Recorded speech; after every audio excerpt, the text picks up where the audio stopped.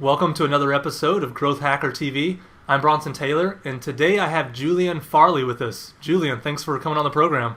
Yeah, thanks for having me. Absolutely. I think it's going to be a fun interview. I think we're going to introduce people to some ideas that might help them here. So you run a company called Zaragoza Marketing. Is that correct? That's right, yeah. All right, so what is Zaragoza Marketing? Yeah, so we are a direct response marketing agency. So we work with a lot of direct response marketers, and basically anyone who sells products online, that we just help them sell more of their product. Yeah, and you really focus on direct marketing to push product, basically. Yeah, yeah. How did it begin? How did it come to be? Yeah, that's interesting. So my partner now, he works really in the corporate world, and he's just he works on like larger campaigns with like Audi and Cisco and the Google companies like that, and I'm from the extreme internet marketing direct response world, and so we were always talking about different ideas that we had, and I was like, oh, you guys need to do this, and he was like, oh, well, what about this, or could we use it this way or anything like that, and we just realized that in his world none of them are doing any of the direct response stuff.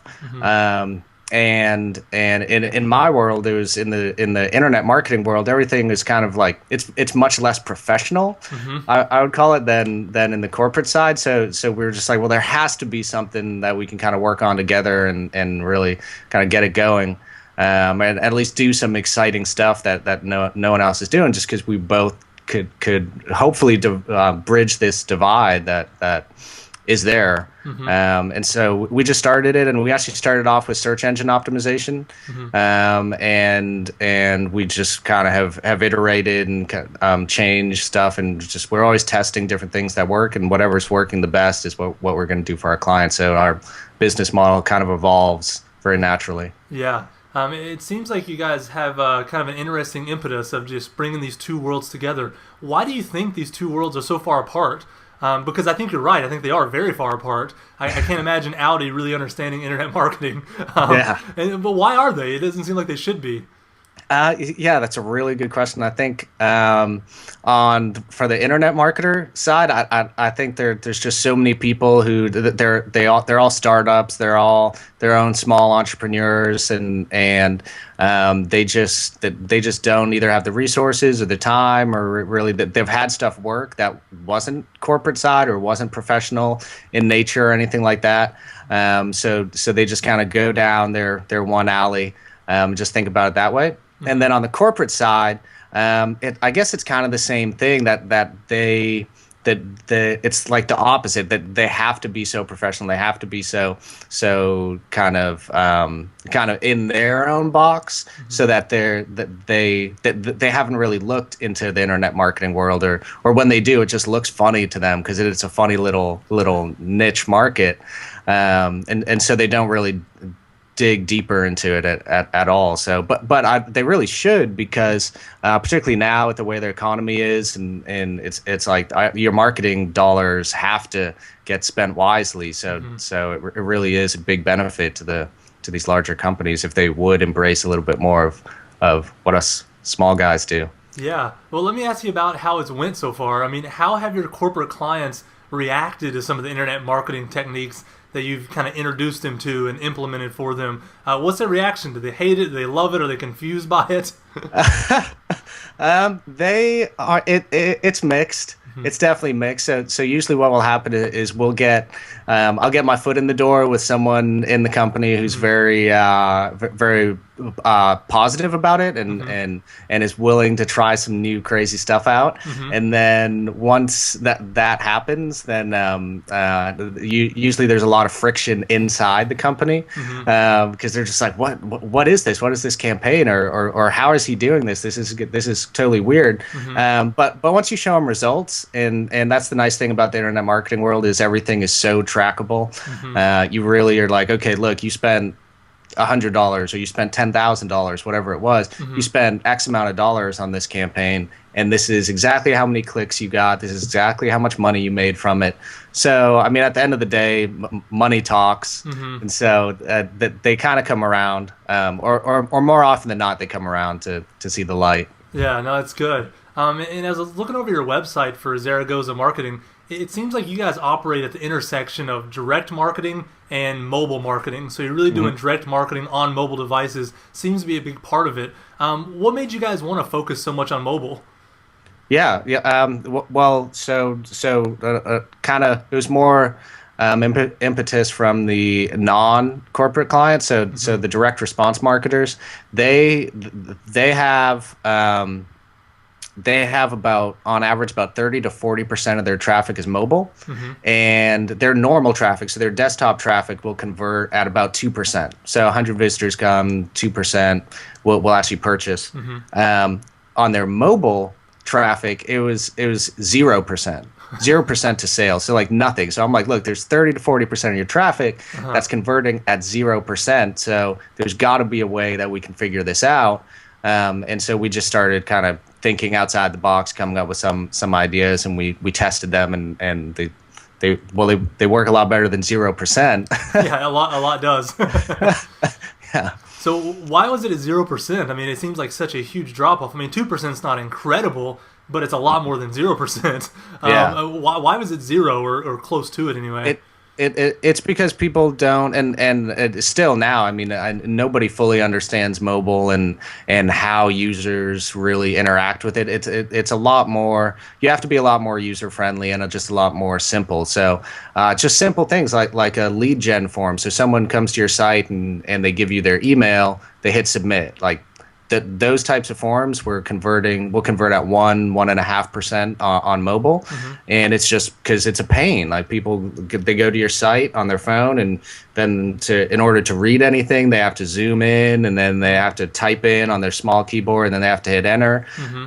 It's just a pain. So we developed a page that someone hits the page, and well, some of them, we've done some split tests. They look like apps, or sometimes they don't. But basically, they hit your page, and all they have to do is click one button. They don't have to type in anything. They just click one button, and they can send you an email, and then they're subscribed to your list. So basically, instead of typing in their name, hitting submit, doing all this other stuff, they just hit two buttons, and you've got their email list. Okay, so you're just rethinking what direct marketing looks like on a mobile device. Just given the screen size, given the frame of mind they're in when they're there. And so when they click a button, it actually sends an email from their email account attached to their phone, and then that sends you an email, and that's how they sign up? Is that what you're saying? Yeah. Okay, I've never heard of that. So that's clever. I like that. Because I send myself emails all the time for that same reason. I don't want to type out stuff, and I don't want to take notes in the Note app or whatever. So I literally just send myself emails from my phone all the time. And so it's interesting that I've never really thought about using that as an opt-in. But it makes sense though. Yeah, that's cool. I like that. Yeah. That's very, very effective, and on like and just order forms. That's the other thing. Order forms and sales letters. So in the internet marketing world, there's these long video sales letters, and we cut them. They're like half an hour, 45 minutes long. We cut them down to 7-8 minutes. Make them a lot more user friendly on the phones. And then the order forms, we make them so putting in your credit card information and all that is really a pain. Again, you got to do all this zooming stuff. You got to type in a bunch of stuff. We make it a lot easier just with like kind of drop downs, and they're just clicking a few buttons here and there. Yeah. No, it makes a lot of sense. On your site also, you talk about how you guys have really thought about the whole funnel, from the beginning to end, trying to really maximize every part of it. Walk us through a funnel that you might use for like a direct marketing mobile campaign. Kind of where does the traffic initiate? They land on the page. You told us a little bit about the email address, and then what happens? Like, walk us through that process a little bit. Yeah, sure. So, I mean, every client's different as far as the traffic comes. At some clients, we'll just go out and get affiliate traffic, which is other people really sending the traffic, which is a lot of emails. But when we're doing the media, we do a lot of Facebook ads, a lot of Email media is really good too on that. Just buying or renting email lists, and then they promote whatever product we're selling. And then there's some good mobile, actually some good mobile networks. There's I've been using Millennium Media. They're really good for these types of kind of direct response campaigns. And so we just go out there and we buy the traffic, like we'll buy Facebook ads or whatever, drive them to the site and specifically the mobile traffic. And then so the first thing they'll see is typically this opt-in page that makes it really easy for them to just kind of give you their email address, and then you can email market to them. But so that's the first step. And then once they've sent that email and said, hey, I'd like the free report, or I want to get more information from your company on upcoming specials, whatever it is. Then after that, then they'll see a video. So we show them this typically called the sales video, and it's like I said, we shorten it, so it's about 7 or 8 minutes long, and we really just kind of run through the benefits of whatever we're trying to sell to them, the pros of getting it, and kind of give them some content too. That's one thing where mobile differs from desktop traffic. On desktop traffic, you can kind of actually get away with these 30-45 minute videos without giving too much content on them. But mobile, people have even smaller attention spans, that they want something out of it immediately. So we give them 2 or 3 really, really helpful tips, or give them something to think about that they wouldn't have known before. And then we just kind of go into, okay, well, this is the offer, this is how much it costs, this is the product. And then after that, the test that we've been running now is we actually put now the whatever button we want them to click. If it's an add to cart button, typically we'll put that embedded inside the video. Okay. So people on their mobile phone, they don't even have to. Typically, what they'd have to do is click out of the video, scroll down, hit the add to cart button. But instead, now we actually have it embedded inside the video. Okay, so you're using like HTML5 kind of stuff there. Yeah. Do you use one like the off the shelf solutions, like what is it, Flow Player or something like that, or what do you guys use? Do you know? We've used Flow Player. There's actually this one new company that came out that has a lot of really cool technology in it, and it's called Question Mine. Okay. And you can find them on questionmind.com, and they have all of this built in, super easy to make. Okay. And the main reason for them actually coming out and developing this technology was that inside videos, both non-mobile and mobile, they can put questions in the video. It's kind of like you'll do a choose your own adventure video. Yeah. So it's really, really cool because the questions are just embedded in videos.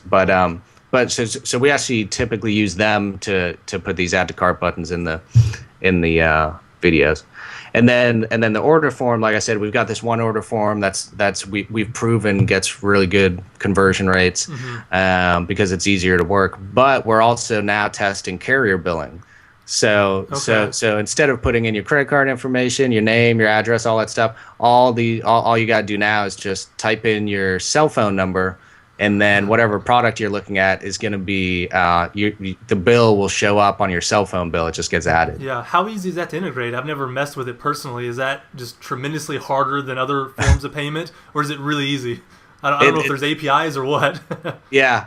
We actually got hooked up with there's a few platforms out there that are already built out. Okay. And they already have their agreements with Verizon and AT&T and all the major cell phone carriers. So we just plug in with them. The one that we use is called Boku. Okay. And they actually Boku, Boku. Okay, perfect. And they actually do all the mobile payments for Facebook and Spotify. Oh wow. Okay. So they're pretty legit. Yeah, I would say so. They have some really good technology, a great platform, and so we've been using them for that. That's great. Now you mentioned at the beginning of the funnel, you actually do the media buying sometimes for the companies. They might do it on their own, or they might have traffic from some other way. But when you do the media buying, is there any advice you have for us for like what we should know when we're doing specifically media buying for direct marketing mobile, or is it really just the same advice you would get if you were buying ads on a desktop or wherever it may be? Is there anything that we should know if we're trying to do direct marketing on a mobile device? That's a good question. It is. So the overall campaign structure and optimizing it is essentially the same. You got to kind of change your numbers up a little bit because, just, like I said, typically you'll get 1-2% conversion rate. Mobile will even with a good optimized funnel, or at least as far as we've been able to optimize it, you're still it's still going to be difficult to get those types of conversion rates.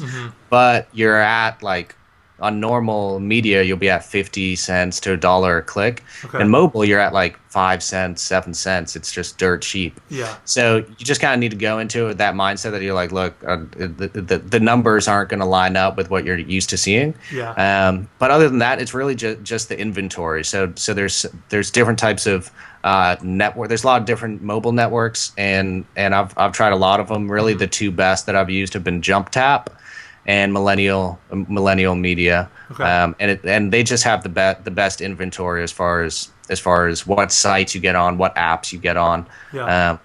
But even having said that, I am pretty confident that in 5 years, 6 years from now, that there aren't going to be any mobile banner ads. Okay. Why do you say that? It's just a new medium. We kind of saw it on when the internet came out, and I wasn't around, but I've read that it's what happened when TV came out. Basically, what happens is like, so TV comes out, and all the ads right away were just like people sitting there reading a radio ad script because they're just like, oh well, this worked on radio, so it should work on TV, and I see that being the same thing as what's happening on mobile with ads, although you can get it to work, and we've gotten mobile media to work. Most people don't have it working, and I think a lot of users are annoyed by ads on their mobile phone. About a third, about 25 to 33% of ads on a mobile phone, all the clicks you get are actually by accident. Yeah, trying to hit the X and missing. Because the X is huge and the ad is small. Yeah. Or, I mean, opposite way. The X is small and the ad is huge. Yeah, absolutely. No, that makes sense. So I think it's going to move more towards apps. So in 5-6 years, I don't think the mobile marketers won't be doing ads anywhere. I think they're going to be doing their own apps, giving away free apps for stuff, and then upselling. And they'll be like, all right, $2 to add this to the app, or $3. It'll just be kind of small payments here and there. Gotcha. So instead of trying to annoy you on someone else's experience, they'll create their own experience that they can sell to you through. Is that right? Yeah. Yeah. No, that makes sense. I mean, it totally makes sense. Now, you also have mentioned split testing a few times, since we've been talking here. So I know you guys, are running split test. So what does a typical split test look like? Like, what kinds of things would you be changing in a A/B split test on mobile to see which one works? And this may be mundane, but for people watching, they're learning. They're saying, oh, that's the kind of thing you might split test for. So don't be afraid of being boring for a second. Okay. What do you guys split test for on the mobile? So the short answer is everything. But yeah, so we'll split test at the beginning of the funnel. So we always start with the lead gen page, because that's the page that everybody sees. And we see how many times. So like I said, it's 2 clicks. You click once, and then you get your email browser pops up with a canned email. And so we'll the first test is always, let's test the copy and the headline and the images on that first page. So for instance, we tested like our landing pages have a little envelope button that's like, hey, click here and then you send us an email. So we split test that versus animated envelopes that shoot across the page. And we see what gets the most clicks, and the animated one that actually seems to get about twice as many clicks. Oh, wow. I would have thought it'd been the other way around. I hate animated stuff. So it's surprising. That's why you A/B test, because you just don't know. Yeah. You never know. Yeah. You never know. And so we test headlines and images mainly on the first page. And then the second page is actually the email browser. Well, your email client pops up with your email that you're going to send us, and so we split test the copy on that. Okay. So it'll be like, hey man, I really want that report that you sent me, or we'll be like, send this email now, get this report, and we try all this kinds of different just stuff to see what works, and it's always surprising. You never know what's going to convert better. Yeah, absolutely. No, that's good. Do you use any tools to help facilitate your A/B test, or is it really just you guys? doing it by hand and crunching the numbers by hand, or do you have any shortcuts, any tools you use? Yeah, the one that most people use is Website Optimizer, WSO or whatever. We actually just use Google Analytics. Google Analytics has been, I mean, we've tried some other ones like Optimizely and stuff, but Google Analytics, at least for what we've seen, seems to be the most accurate and gets really good data, and it's completely free. So can't be that. Yeah. Does Google Analytics automatically serve the two different landing pages or the two different A/B, or are you just serving one and then kind of manually switching it over and serving the other and then comparing the stats? What are you doing there? So Google Analytics in their analytics on the left side, you can look up like how many people came to a specific page on your site. It's in like the content area. Underneath there's an experiments tab. And it takes like 3 minutes to set up a split test, and they'll actually send, okay, if you're testing 4 different pages, they'll send 25% of the traffic to page 1, 25 to page 2, and so they just split it evenly. Gotcha. And they'll even tell you when it's statistically significant. So they're like, okay, this test is totally run. This is the winner. So you're just feeding them different URLs, and they're then just divvying out the traffic, and all that makes sense. Have there been any surprises? I mentioned the mail thing a second ago, but has there been any like big surprise where you're like, I totally didn't see that, but it's kind of what the A/B test showed us? Yeah. On mobile, it's probably been, we've got like what's called an exit pop. Off of some of our pages, so that'll be like when someone basically when they're done and they look like they're going to leave, we'll show them another page to try to get another offer in front of them. And we just always did text. We were like, look, this person's going to leave. They don't want to like hit any other buttons or anything. But we split tested that versus a video. And the video converted 3.5 times better. So they're getting ready to leave, and then somehow they're ready to watch a video. Yeah. So did you know they were getting ready to leave because of like time on site without clicking something, or what was the indicator that you thought they were getting ready to leave? So it's actually if they click. So the way the landing page works is if they click anything, that they'll go to the opt-in form, or sorry, the email. But if they click cancel out of that, then we assume that they're just going to leave without converting. So that's when we actually pop up that second page. So they don't want to send you an email and sign in, and then they're ready to watch a video. Yeah, no, that's great. If that is surprising, you wouldn't expect that at all. And that's why A/B testing is just you have to do it, because we don't know. Yeah. Another thing that your firm does a lot is retargeting. It seems to be kind of the other emphasis that you guys have. It's like direct and mobile is a big emphasis, and then retargeting is a big emphasis. What kinds of retargeting do you typically do for your clients? What does it look like? Sure. Yeah. So the two main types of retargeting are search retargeting and site retargeting. And so search retargeting is you can actually, when someone like searches for some term on a search engine, and there's actually more than you realize. There's search engines on like Lowe's.com if you just go to the site and you search for something. Yeah. That you can actually start showing those people banners when they're on other sites based on what they search for. Oh, okay. So that's search retargeting. So we've done some of that. The main thing what we do more often than that is actually site retargeting. So that's someone comes to a client's site and they don't convert, so they don't become a lead or a sale or anything, and they just leave. Then we're able to show them banners basically wherever they go on the internet, on other sites. We can get the client's banners in front of them. And bring them back to get them to convert. Yeah, I think that's probably the most magical thing that advertisers do right now is retargeting. It's like when it happens, you're just like, how does the internet know?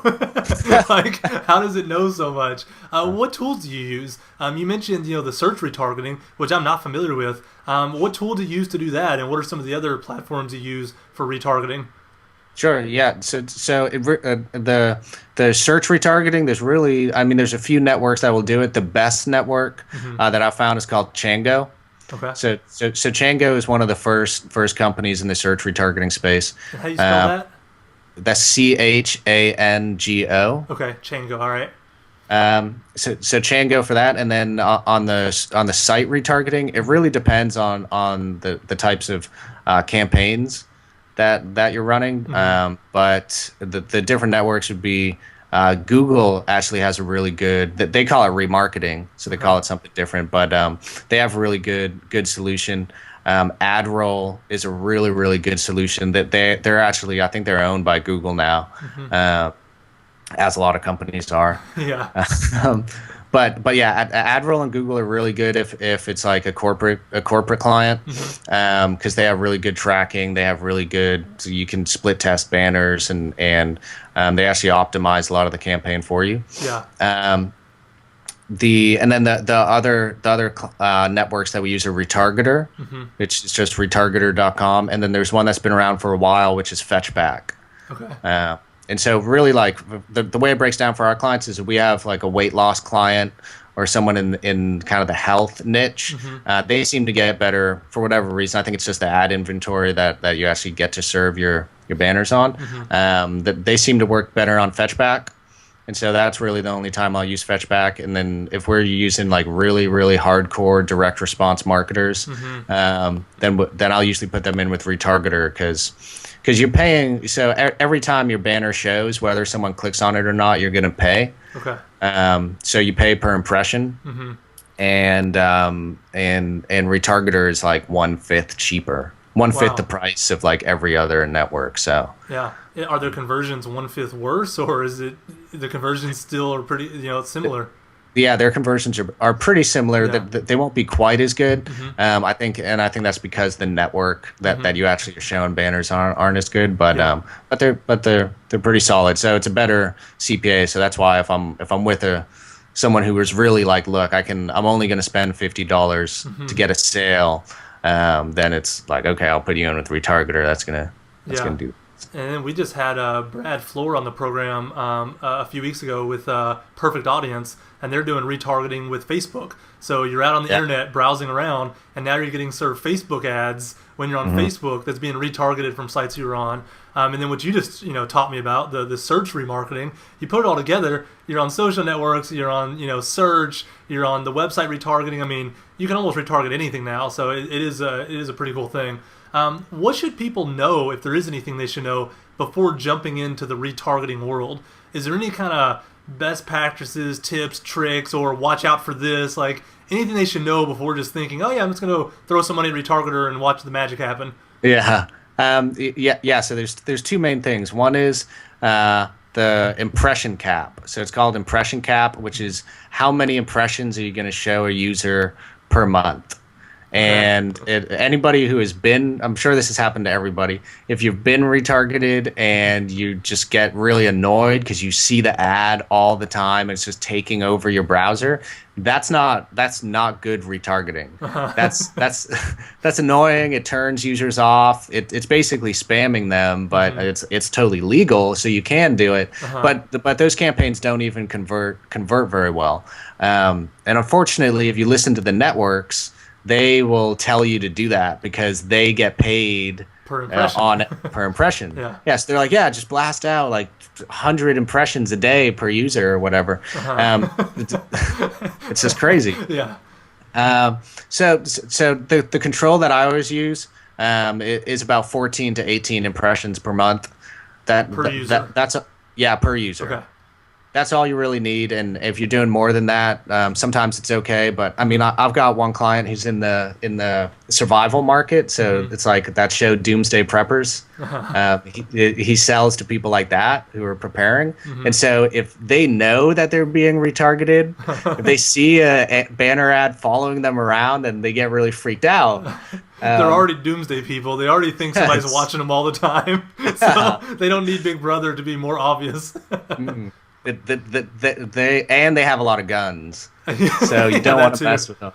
That's right. No, that's great. So for those campaigns, I'm like, look, not even 14, 15. I started them at like 5 or 6 a month. That's great advice. So yeah, don't spam people. That's number one. And then number two is just really the banners. So how often your banners get clicked is called your click-through rate. And since you're paying per impression, if you do some really good banners and you double your click-through rate, then how much you pay every time someone clicks gets cut in half. Yeah.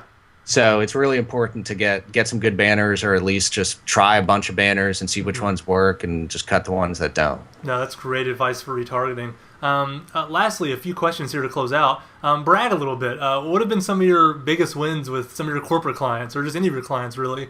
Where have you kind of mixed, this mobile and direct stuff, or maybe the retargeting stuff, and just really had, successful campaigns with it? Yeah. Thanks for asking that question. Yeah, no, of course. I got to give you a platform to brag a little bit if you're going to come on the show. So it would definitely be, as far as the corporate and direct response side, would be in kind of doing CPA marketing for them. So we'll go to some of these guys, and they're paying, like, they're just blasting out tons of ads, but they at least can break it down to, like, hey, I pay $80 per lead. And I'm like, look, just let me just run some of your campaign, and we'll be able to we'll get you the same amount of leads, if not more, but I'll be able to, like, put that in half. And we ran this one campaign for these guys who were getting $80 leads, and we're like, well, LinkedIn will be perfect for you because you can target people at specific job levels or whatever. And we were getting them under $7 leads. And they're used to, like, over $50 leads. Yeah. Yeah. No, that's great, and that's a huge kind of win for you, and just to show our audience, like, internet marketing, like, when you understand how these tools work, the power that's really in them. What kind of final question here, to give back to our audience a little bit? What advice do you have for someone who really wants to understand the stuff that you understand? Maybe they want to understand mobile marketing or direct marketing. They want to understand retargeting. Where should they begin their journey? What kinds of things should they be doing to sharpen their skill set now? Yeah. That's a great question.